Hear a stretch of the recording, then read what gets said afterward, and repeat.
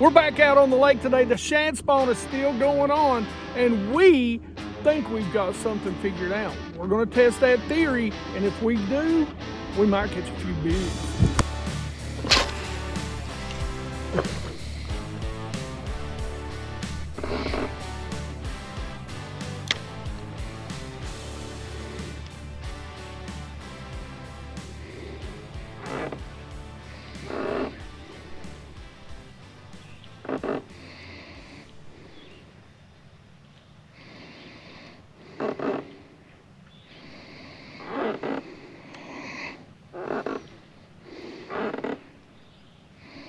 All right, eat it.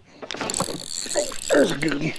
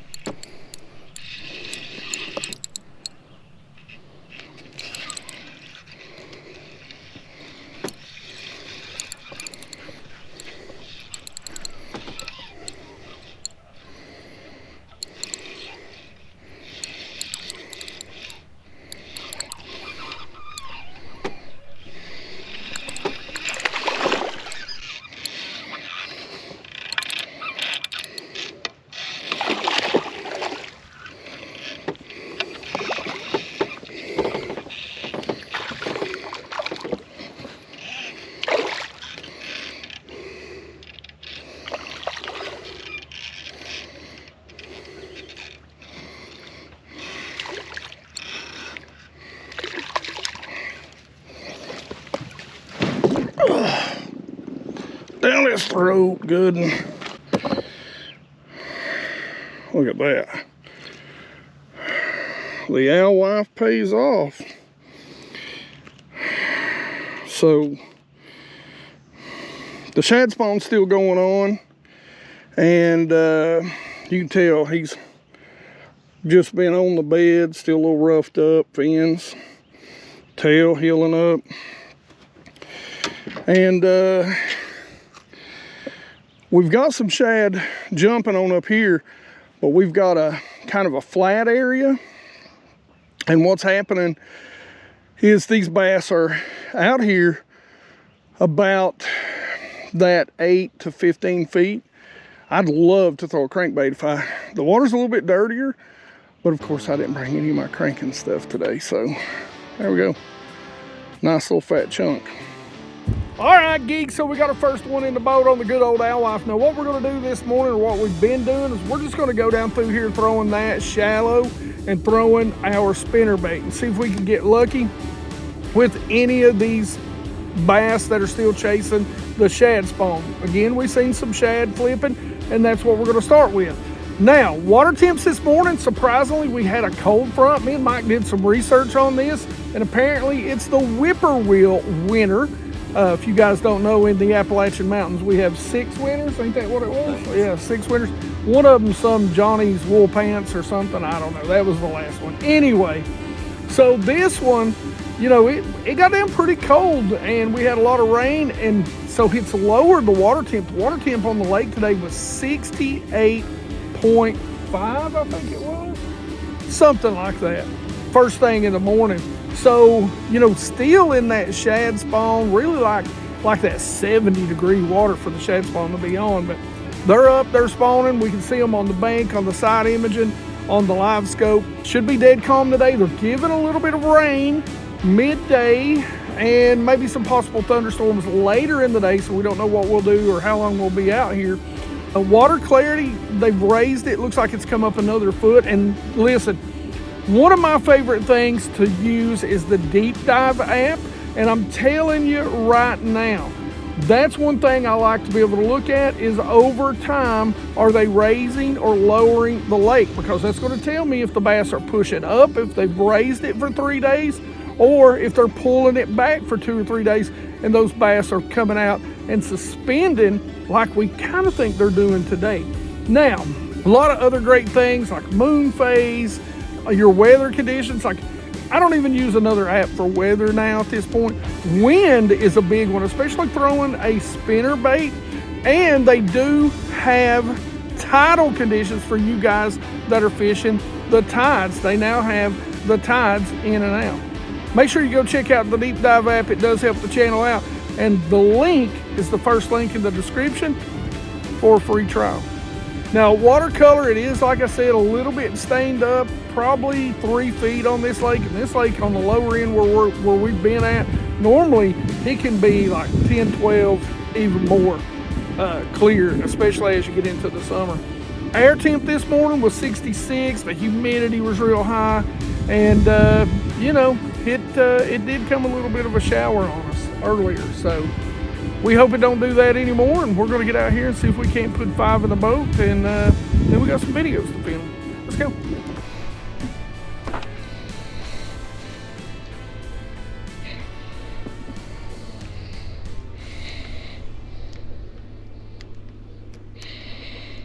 Good Lord. Oh, dude, I got a fish. Is there one on it? Here, I got it. Can you believe it? Bring your over here and I'll pull it up. Hold on. I got it. I just... You can turn this phone on.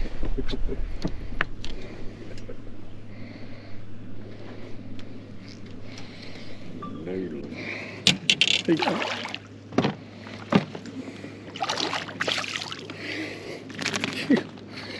You dumb.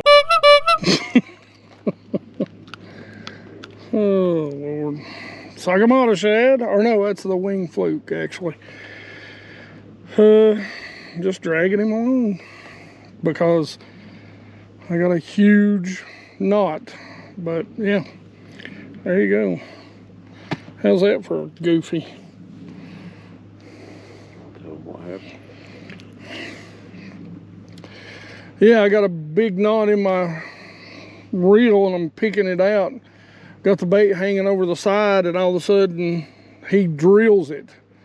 So maybe that's the right color. We'll see if I ever get the knot out. All right, we're gonna let him go.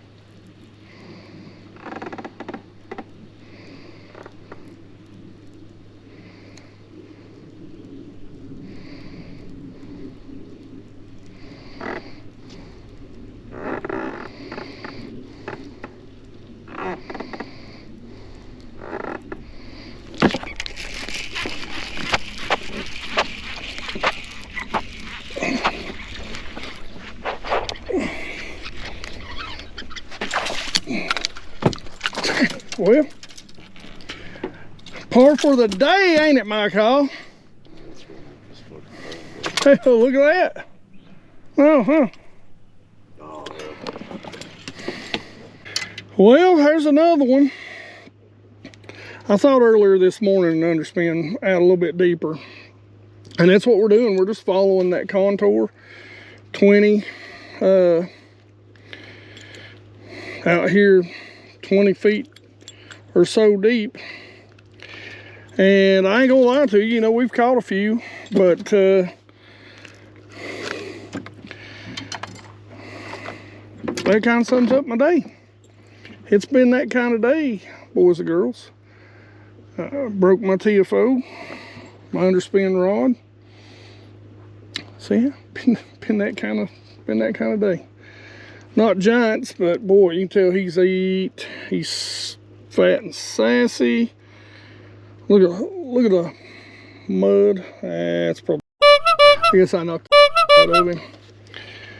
All right, let's I don't know, see if I got another rod in here I can use. All right, geeks, so the second fish, that is definitely a new way for me to catch a bass. I mean, apparently the wing fluke in that color works pretty good. But the third fish, we kind of figured out, and it really clued me in on something more than anything else did. And what we're gonna do is we're gonna go and try and repeat that and put 2 more in the boat, because what we found is that now as we got into the evening, those bass have backed off and they hit that underspin into that sort of 15 to 30 feet. We're actually fishing some points. We're taking that underspin and throwing it out there and slow rolling it. We got a chartreuse shad. You know, it's kind of like a pearl white with a little blue in it and a chartreuse line down the side. And since this water's a little dirtier and it's heavily overcast today, I think that is what's getting them to bite, along with the thump of that blade. So subtle enough, but about the right size of what we've seen them spitting up with those alewives too. All right, let's see if we can round out a limit.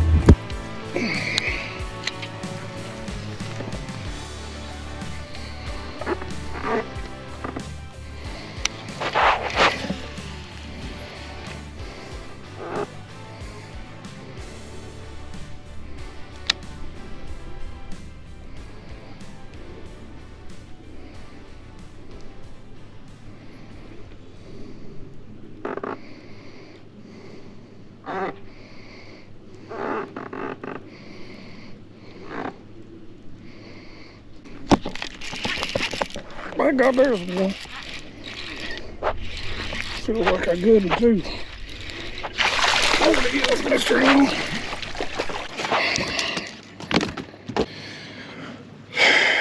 So they're sitting out here off this shelf. They're about 20 to 15. The shad spawn's still going on, and basically what I did is I took my good old ledge head. Well, anyway, you've seen it, the underspin.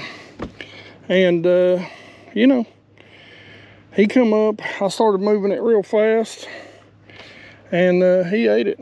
Good thing about it, it's got big strong hooks on it. You throw it on a bait caster, set the hook, you ain't got to fight them with a little sissy stick, put them in the boat. Makes you wonder if a bigger swim bait too, you know?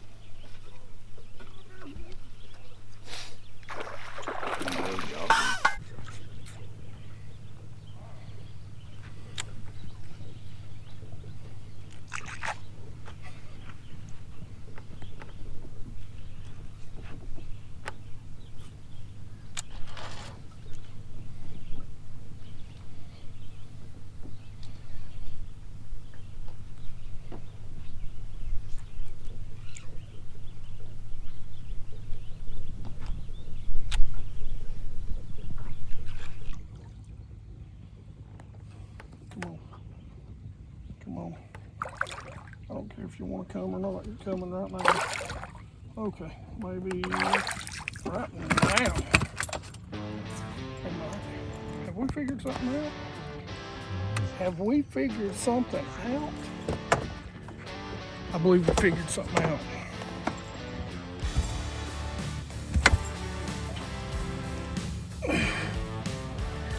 I believe we figured something out.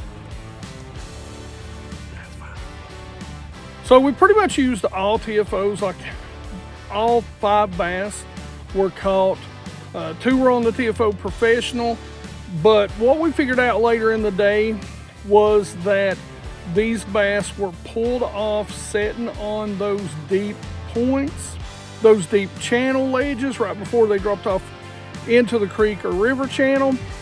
And so what really paid off for us was this. This is a Ramsey's Baits chartreuse shad, and this is a ledge head Tennessee River Bling. This is the mini. It is a 1/2 ounce. And so we were fishing it painfully slow, man, but when they were crushing it. And we were getting hits. Like, I would sit there and watch on the live scope.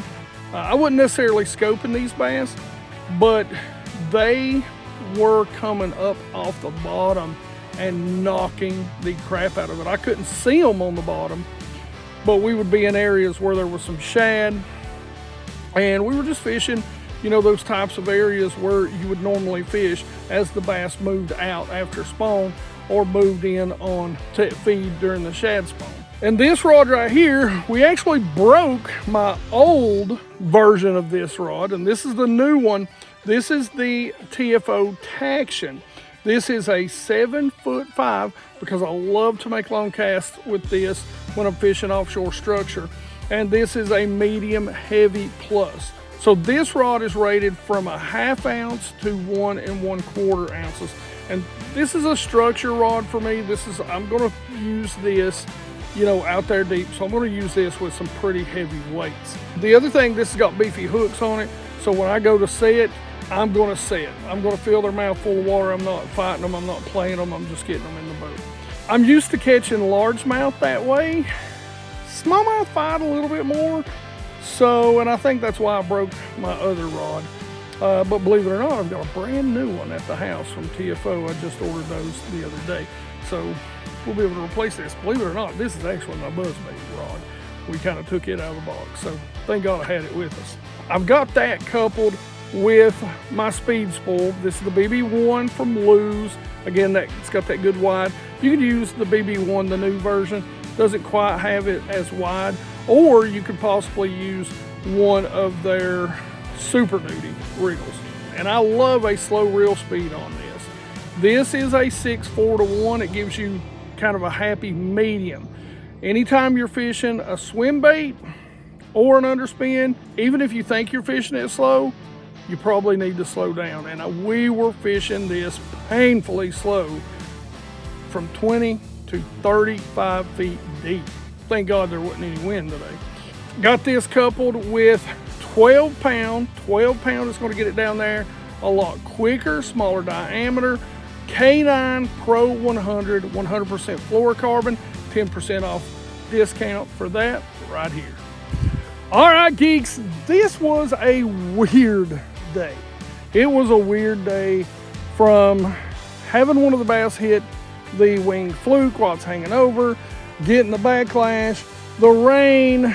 There were so many other things. It just seemed like I couldn't make a good cast up shallow to save my life. So thank God they were out there deep where I didn't have to worry about casting around anything today. But for it to be such a weird day, we broke a rod that I've used for years. For it to be such a weird day, man, we caught a pretty decent 5. I would say that 5 probably went somewhere right around about probably 13, maybe a little 14. And that was pretty fun. I think we could really, because we got a lot of bites, we could really had honed that in, but we had a couple of videos to make, and as you can see, or hopefully, it's starting to rain. And by the way, we got soaked earlier this morning. So I'm ready to go dry up and have a beer, you know what I'm saying? But fun day. We got some work done. We got some fishing in. We learned some things, and that's what fishing is about. Geeks, I hope you guys know I just love to fish. I love to catch them, big, small. I just love to go catch them. And when I can get out on the water and I can catch a few and I can put 5 in the boat, or, you know, 10 in the boat, or those lucky days when I put 20 in the boat, it's just fun. And just make fishing fun. I mean, sometimes when I'm doing all this, I don't, but then I come out today, and even during a bad day, we caught some. We were blessed enough to have an actual pretty good day, even in one of the weirdest days. Lost lures, broke rods, and a lot of things that were pushing me to go sideways hard.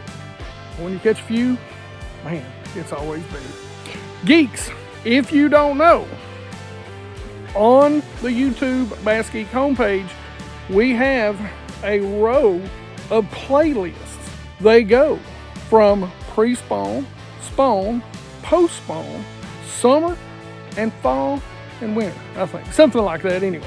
So anyway, go check them out. I mean, if you want to learn something about one of those seasons where you are, we have got a ton, and when I say a ton, I mean a ton of videos in each one of those playlists. Now, if you like fishing videos, I've got a ton of them. Go right here to check those out at that playlist. Otherwise, questions, comments in the comment section below. You geeks know I love to talk about fishing with you. Like it if you like it. Don't forget to subscribe. Be part of the 100% Watch Squad. You geeks rock. You make the Bass Geek world go round. We are starting to recover from the hack. Thank you. And you geeks rock.